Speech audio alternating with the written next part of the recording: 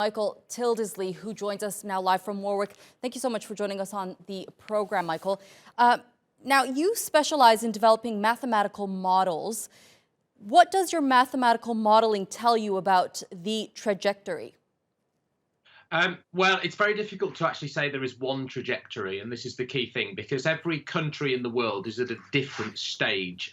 We know that in East Asia, the first epidemic wave really has reduced in China and in South Korea and Hong Kong to very low numbers, and their focus there on the moment is trying to prevent reintroduction of the disease. For a lot of countries in Europe, we're seeing quite severe social distancing measures come in, and we're only now really starting to see the impact of those in some countries where we start to see the epidemic slowing down.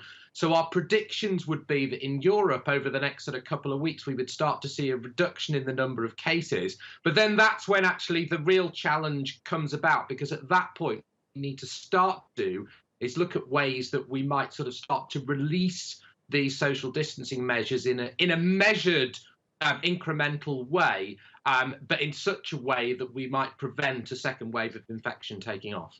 Do you think the world can overcome this virus without a fully tested and highly effective vaccine?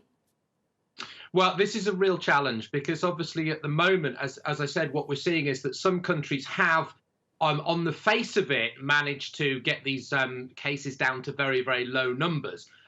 But as we know, in China and in South Korea, they have had small pockets of reintroduction. And this is the challenge that we see, that when an epidemic goes through a population, if it only affects a relatively small number of people and they get immunity, there is the possibility that you could see reintroduction from elsewhere. So this is the challenge. And, at the moment, this is the real focus, that we want countries to have these measures in place such that they can get the virus down to very, very low numbers.